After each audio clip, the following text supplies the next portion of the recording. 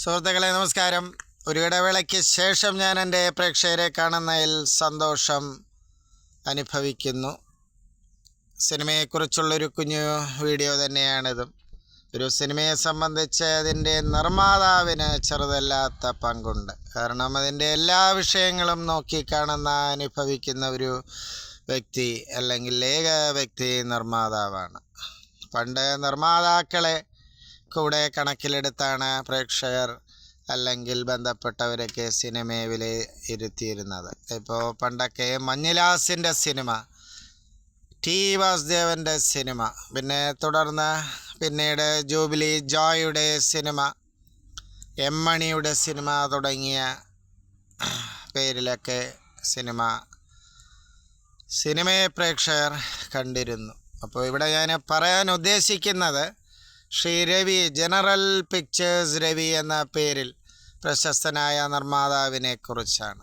അദ്ദേഹമില്ലായിരുന്നുവെങ്കിൽ അല്ലെങ്കിൽ ചലച്ചിത്ര രംഗത്ത് വന്നില്ലായിരുന്നെങ്കിൽ അടൂരിൻ്റെയും ശ്രീ അരവിന്ദൻ്റെയും ഒക്കെ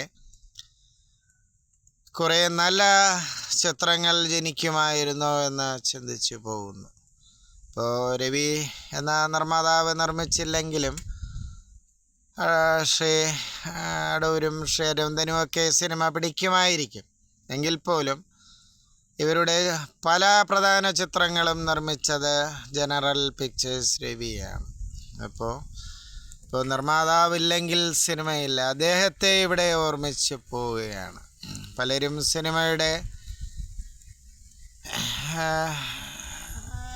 സിനിമ ആ ഗ്ലാമറിൽ ഉൾപ്പെടുന്ന താരങ്ങളെയും സംവിധായകരെയും ഒക്കെയാണ് എപ്പോഴും ഓർമ്മിക്കാറുള്ളത്.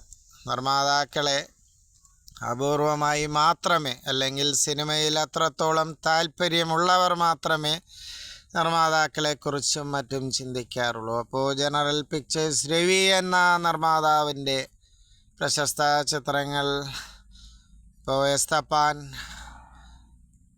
അടൂരിൻ്റെ എലിപ്പത്തായം, വിധേയൻ, ശ്രീ അരവിന്ദൻ്റെ പോക്കുവെയിൽ, തമ്പ് തുടങ്ങിയ എത്രയോ നല്ല ചിത്രങ്ങൾക്ക് പിന്നിൽ ശ്രീ രവി എന്ന നിർമ്മാതാവാണ്. പ്രതികരിക്കുക സുഹൃത്തുക്കളെ. നന്ദി, നമസ്കാരം.